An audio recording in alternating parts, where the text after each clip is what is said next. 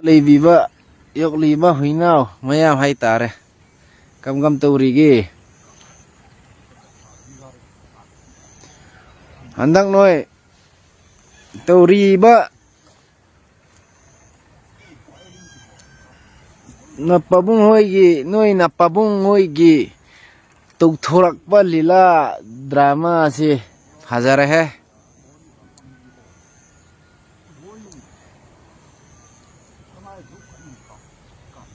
6,000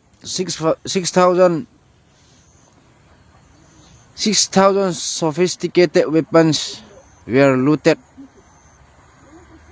from training center in Bangi. The weapons were looted by the Rambai. Ado sophisticated weapons ngak tani adu kamay na noy submit to bukan sida the one beran single beran ngakta adu so apat pa ay tare yang bada sa Myanmar ta deba nung siwa yaw deba hay tare tike do ba lang thok ke do ba tike do ba kang bu kharaga ha as ekhoi ki pumpi ga si ma mene masi mi sing si no andak ke fajar hai no ye nayamba oktu man ba hai tar kro ngan ba ga no nayamba sakmai pocket dog chota bhim eken kitang wangman pana lu chinga tauri tuk thuk ra ise is cookie gana separate administration biraroi talaloi phangoi pioi adai de government na du hairak pugi any cookie na natraga kamai na nongmei makhun thua de cookie na tori se kamai na government na ingdoi no adu ada ka ga ye ngasi so oi de pada khun change noi toga noi masen phagi pharim oi da pada ngang da duna kungba lairen bi da kai na nu me ga kapi kai da hui thut hui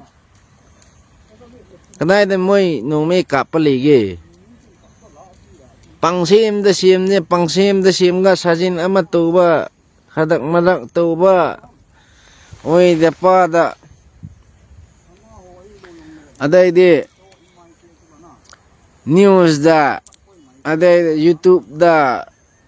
YouTuber macha ge na pangkhung khona pangha haida haijin da duna ha turi se la se action se phajara bo noi gi arms and ammunition submission matang si phajare phajana onthok na phajakra noi koktang na CM noi koktang na ma resign masa no confident motion yaw na thadok taduna oying ano ba so mafam su sinde kaisu leite adu su taude ada su taude kaisu ngangde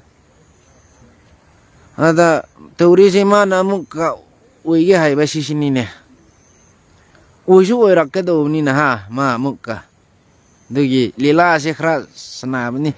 mera pai bi khara khomjin a paisa khra thatak pi ha asirom da khra tu bi sum da wa thuk an bi ha kang thui ka han bi ha chai han ni du ni da tauri se chan hin nga taw tin amaho thal kisap mit dan thuna ka se hi ikhat thal sanggu sophisticated na isu chi lado owa iti na submit pa no wa double barrel single barrel ho na bona ship min ham iti dan tam na thal ki submit ni ku ki hon SM movement adel lu government in kapi lo de hati je wa submit ne hin thel ki kap ip ki kap yong le ti ho ase chan sang la go ate ajo jo wa politics sa bo lu ti di ba ye nge thel ki kap ging lo pu ki kap ging e ti wa ngo wa na oi lang lang ase ho tiếng le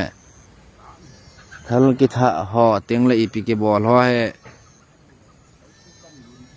acting drama ti ho ta bang ki sei ti ho abol ho tai ma ka sei hi